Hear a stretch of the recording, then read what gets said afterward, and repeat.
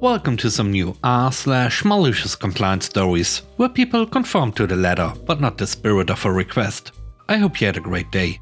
Today we have 6 great stories, so subscribe, hit the like button, and let's begin. Shall we? The first story is called Take It All Out. Back in the dark ages, before Netflix, telephones at businesses used to be fixed lines with wires connecting the phone jack to a switching room. This was in the mid-1990s. I worked for the concession company at one of those huge event venues that hosted concerts, hockey games and trade shows. I was the third in command of sorts, in charge of making sure all of the concession stands were properly stocked and ready to go as each event began. I would fix stuff, set up the beer stands and just generally making sure everything was ready to go. Overall, it was a sweet gig with backstage access to every concert as our office was next to the performer's dressing room. But all good things must come to an end, and the corporate office decided to not submit a bid to renew our 10-year contract. There was a fixed end date, and to plan the transition there were a couple of meetings with the new company that would be taking over. One major point of discussion is what would be left behind that was owned by the venue, and what our company would be taking. Most things that were owned by our company that would be a pain to take were offered to the new company at a low price. A real steal. Beer coolers, central CO2 tanks, grills, popcorn machines, etc. And the new company agreed to buy it all until we got to one item, the phone system. The building was huge with massive concrete walls and floors, so cell phones didn't work so great. So our company had installed landline telephones, all connected through the building's central telephone switching room. As our company paid for the phone system and it wouldn't be worth it to take the phones with us, we offered it to the new company for $500. They said no. A bit later at lunch, I heard one of the representatives for the new company laughing about the offer of the phone system. He muttered something to the effect that they could just hook their phones up to the wires and be ready to go for much cheaper. At the end of the meeting, we reviewed what was agreed. And in going over the phone equipment, the other company's representative said, "No, just take it all out." Now my boss was pretty cool and a bit impish. Her boss, the head guy at our side, was a very straight-laced conservative guy. He didn't seem to have that slightly devilish streak in him. But when I came to the office the next day, they told me to do exactly what the other company asked for the phone system. Take it all out. I spent that day going to each concession stand, taking the phone off the wall, unscrew the plate for the phone jack and removing that. And then I pulled the phone lines as far as I could and reaching down into the wall to cut the wires. Each stand was left with a hole in the wall and phone lines that were cut about an inch below the edge of the hole. The end of the contract was coming, and on the very last day of our contract, I had the set duty to deal with the leftover alcohol. Corporate did not have any other locations in our state with a liquor license, so we could not transfer stock to other locations across state lines. The big boss gave the order to pour the remaining liquor down the sink, and then he promptly left for lunch. With a wink from my boss, we poured a few partial bottles of vermouth and other mixers down the drain to give the office that smell of booze. And then we loaded the trunk of her car with as many mix cases as would fit and put the rest in our company van.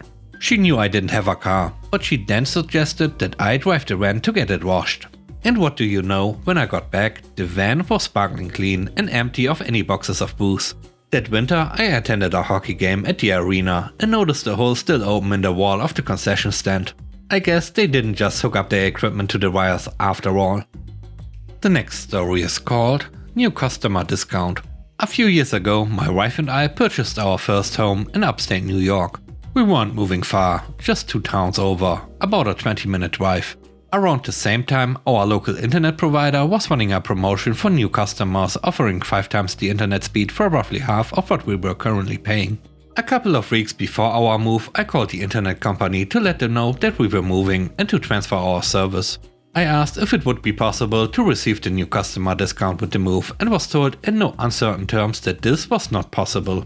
I insisted that I wanted the new customer rate and even threatened to cancel, but they called my bluff, knowing that they were a monopoly and that I had no other legitimate option. Thinking quickly, I asked if it would be possible to get the new customer rate by simply removing my name from the account and adding my wife's name instead. The rep balked at the suggestion and even quoted from a paragraph from my customer agreement outlining how such a transfer from one family member to another is not allowed. Then it occurred to me. I asked the rep if he knows my wife's name or the address to which we were moving. After a brief pause, he answered, no. I then happily let him know that I would like to cancel my service, effective at the end of the month. He was adamant that any attempt to circumvent their transfer policy was a violation of my contract, but eventually agreed to the cancellation.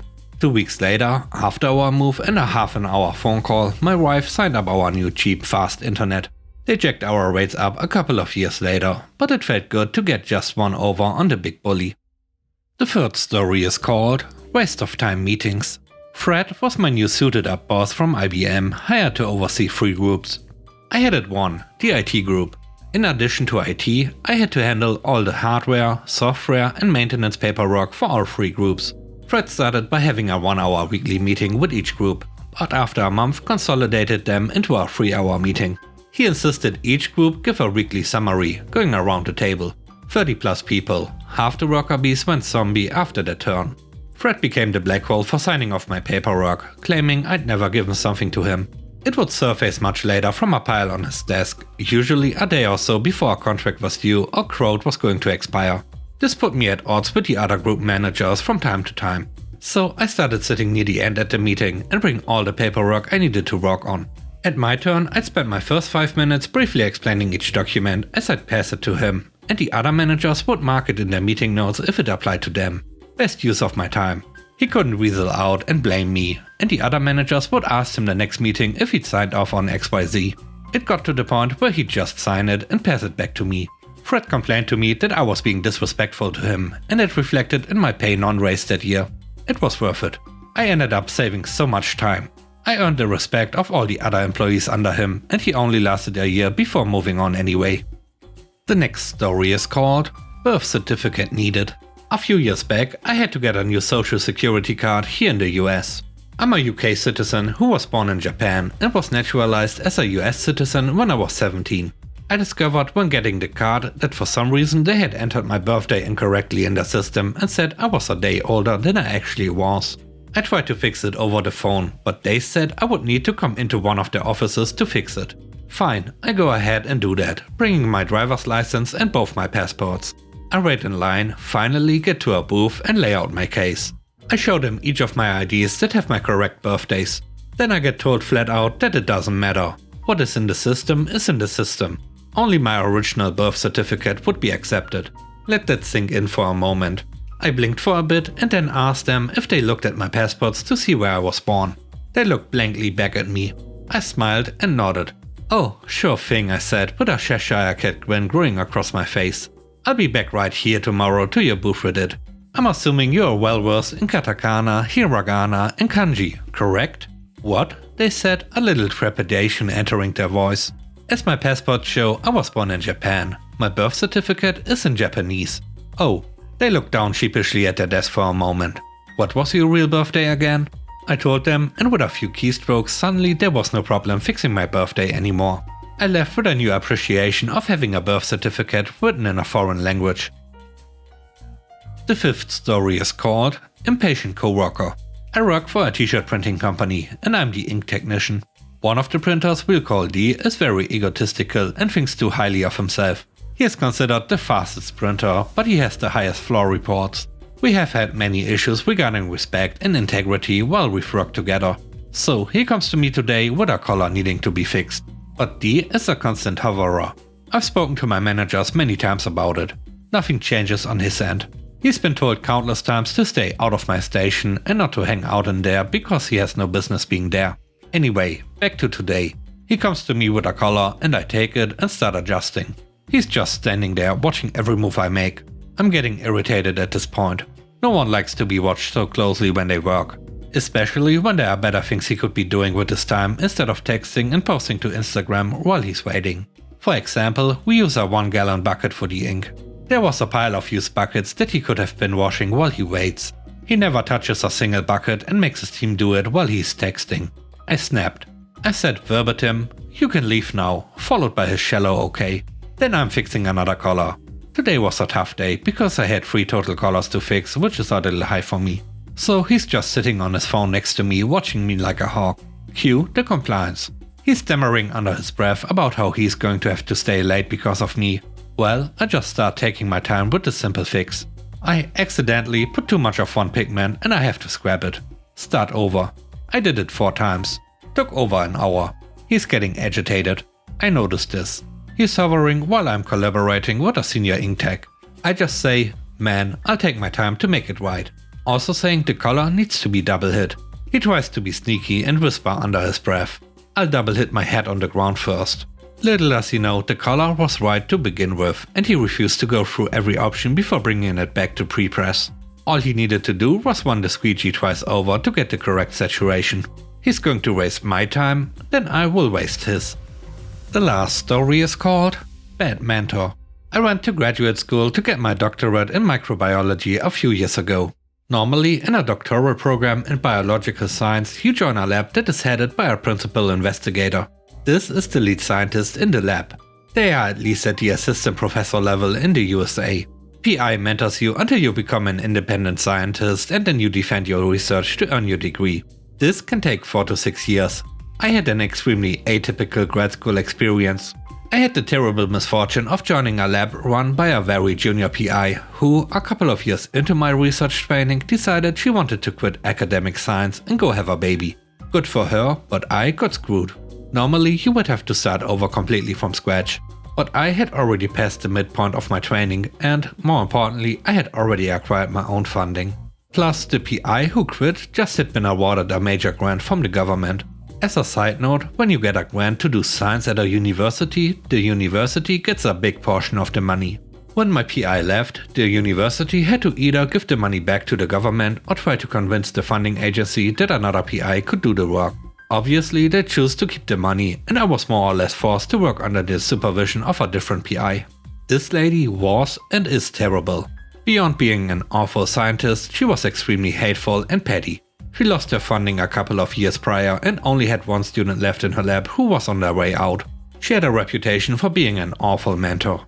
Right from the start, it became clear that not only was her reputation deserved, it was a bit of an understatement. She was incredibly abusive. To give you some perspective, out of the 14 students to join her lab, only 4 of them have gotten degrees, which is unheard of. The rest literally quit science altogether. To make matters worse, she also had absolutely no idea what the grant she inherited was actually about, and still does not. So in addition to my graduate training, I was now in the position where I had to work on her other projects and administrate this new grant. The next 2.5 years of my life were absolute hell. I soon learned that my new PI would take advantage of my lab in any way she could. She has a philosophy that graduate students were entitled to 4 days off per year and that weekends counted. She also loved to complain that graduate students were overpaid. We made 30k per year in 2019. Because when she was a grad student she only made 22k per year. In 1992. Enter the malicious compliance. Every year when you have a grant from the government you have to write an annual report.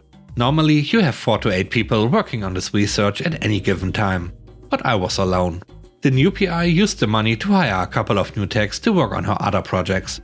I was supposed to somehow compensate for their lack of progress on the work that funded their salary. These annual reports are 100% the responsibility of the PI and can determine if your grants get renewed. The first year I was told to write the report only 1 week before its due date. These things are massive. It's important to also mention that in addition to a summary of progress, you also have to submit dozens of pages of other documentation that I had no access to as a graduate student. The next year I moved ahead of schedule and wrote a report a full month in advance. But I never heard from my PI about its progress. The weeks passed by and I started getting worried, so I tried to schedule a meeting to ask her about the report and let her know I was nearly done. She ignored my email and told me she had other things to worry about than helping me and that I needed to learn to be independent. Noted. The day it was due, I walked into the lab and her door was fully shut. Fair enough. Maybe she was working on the report herself. Just in case, I knocked on her door and heard a loud, exasperated sigh.